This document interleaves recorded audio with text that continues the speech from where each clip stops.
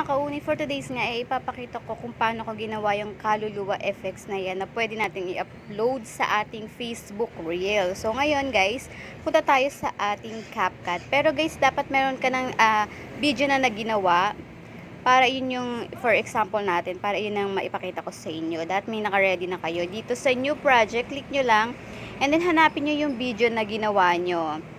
So meron akong ginawa dyan, ayan. So, ito yung isang video na ginawa ko. So, puputulin na lang natin to kasi dalawa naman yung video na ito. So, ayan, lagay lang natin. Pag nakuha nyo na, i-trim nyo lang guys, yung isang part na nakahiga ka na. So, ito, yung part na nakahiga ka, ayan. Tapos, click mo lang yan para lumabas yung split and then, i-delete natin yun kasi hindi naman natin yun kailangan. And then, scroll kayo, hanapin nyo yung second video. Ito yung second video.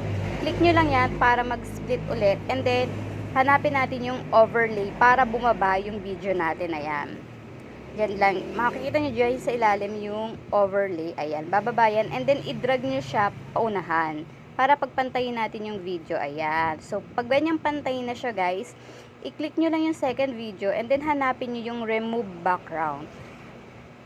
Ayan. Makikita nyo dyan yung remove background. So, i-trim nyo lang din kapag hindi sakto yung pwede nyo i-trim yan guys. Ayan, remove background. So, pag na-remove background na natin yan, check na natin yan guys.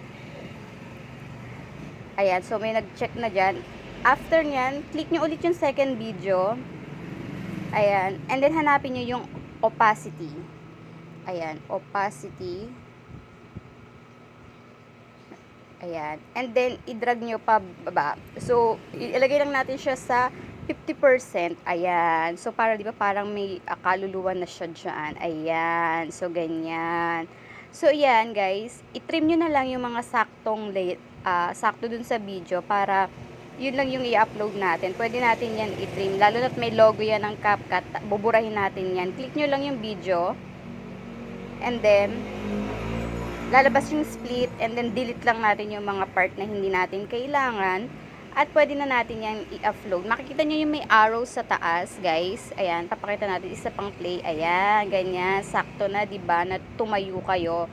Ayan. So, ganyan yung gagawin natin. And then, export na natin yan. May logo. Merong arrow sa taas. Yun yung i-click nyo. And then, pwede nyo na yan i-upload sa inyong Facebook Reels. O, diba? Ganyan lang gumawa ng kaluluwa effects dito sa CapCut. So, kung ako sa inyo guys, i-try nyo na to kasi po pwede itong pang-upload talaga sa Reels. Kung nauubusan ka na ng idea. Yun lang. Thank you for watching.